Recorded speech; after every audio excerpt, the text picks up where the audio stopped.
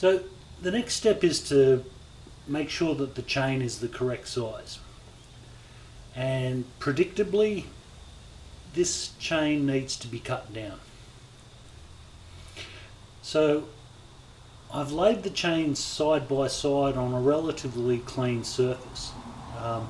Obviously these chunks of flute board, they get around, I won't pretend otherwise, but they are much better than lying the thing on the ground. And if you spray flute board with degreaser and hose it off and let it dry, it's pretty reusable.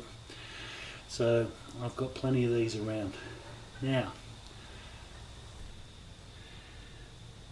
you can see that I've actually, I shouldn't have left the split link in there because that just confuses things, but it's all greasy, so I don't want to touch it.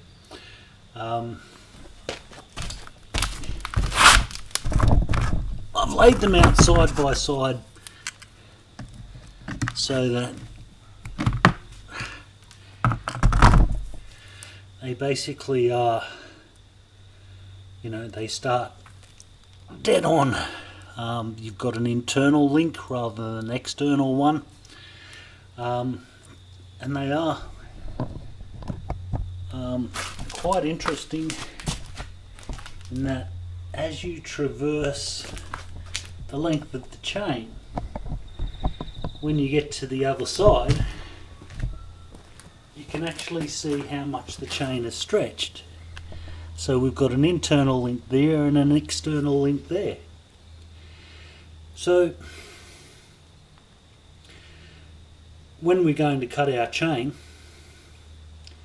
where do we cut it? Now if we cut it too short, that's a problem. It's not irretrievable though. What it means is that you'll have to get yet another split link, and then you'll have two joining links because you'll use two split links to create a longer chain. But we're quite safe in that if we shorten this chain, because you can see it's way too long, it's not going to work out. If we shorten it to this link here, which is only half a link longer, if that makes sense, then that's probably going to make our new chain back to the original length of the old one. There is another way you can do it.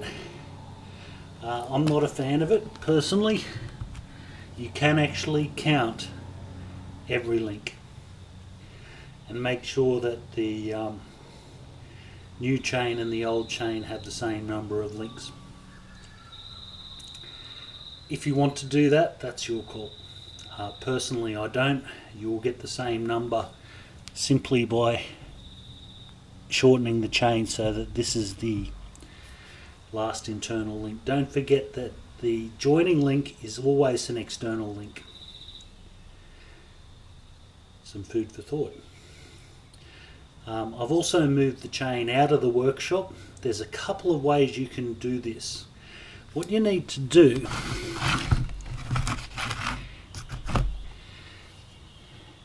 is basically remove that, which is kind of riveted. They've put that through the middle of the two links, and they've riveted it, pounded it, so basically it's rounded off and it won't come off.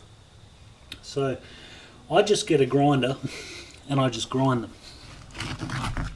I'll grind that off, get my trusty beaten up screwdriver that I use as a chisel and separate them. If you don't have a grinder, you can use a file. You can use a chain breaker, which is a proper tool for the job. You've got a number of options there. The idea though is just to simply create a chain of the right length. So, to start off with, I've laid them so they're absolutely side by side. I've determined that is the link that I'm going to keep.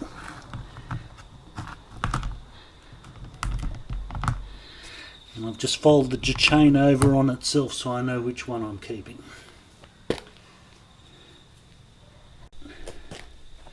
Okay, so that's the link we're going to cut off, that one there. Don't forget to use protection, kids. start by marking it.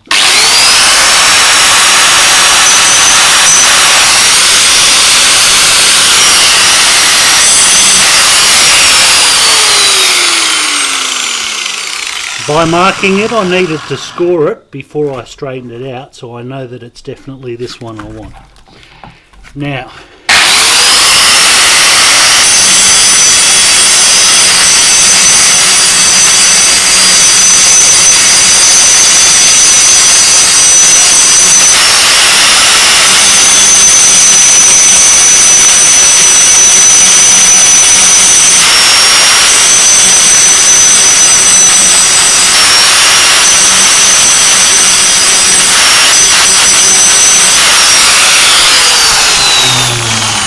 if you have a little oops, don't worry about it. If you have a big oops, that's a different thing. Okay, so that's our... Oops.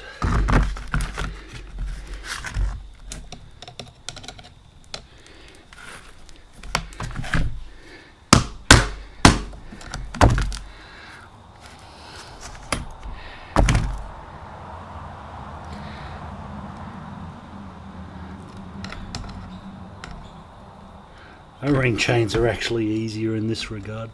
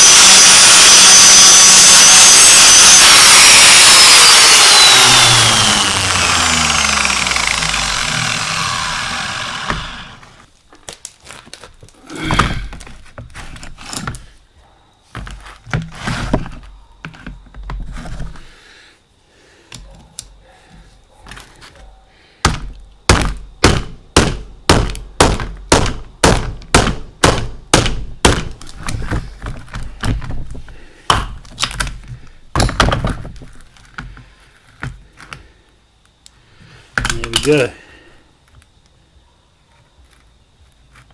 Nice.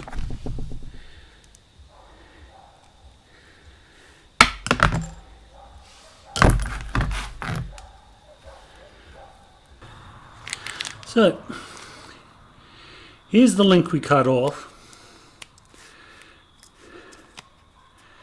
And for those who are curious, I guess the preferred method is the chain breaker.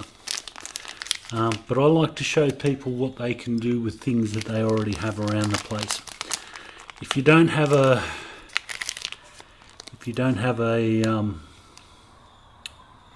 grinder, you can use a file. If you don't have any of these things, see what you can borrow. But anyway, that's the link we've cut out. And this is a joining link. Oh, and that tasted really good. Not so much the packaging, but the hands. This is a dirty job. So this is a joining link.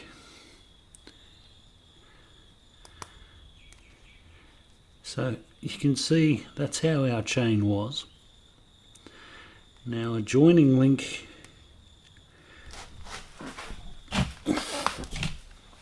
very reluctant to do anything, this guy. Ah, that's better. Very tight fitting because it's new.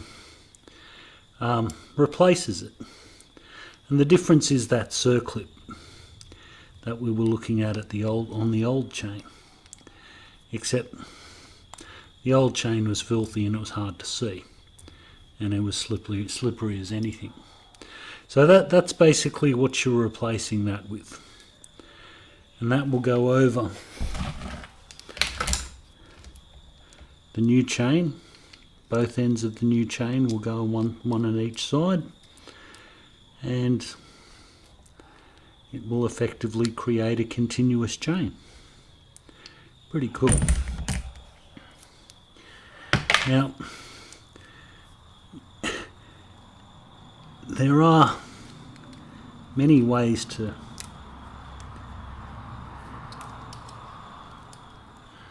manipulate these guys. Best way is to just push it forward, which can be hard to do when you're worried about gouging your fingers with a screwdriver, like I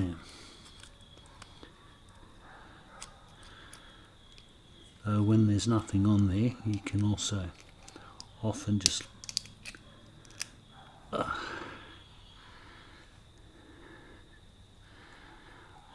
lever it over like that. Now, if you have a look at that circlip, it actually gets wider from there to there, and that's how the thing goes on. So you put it on at the wide point, and then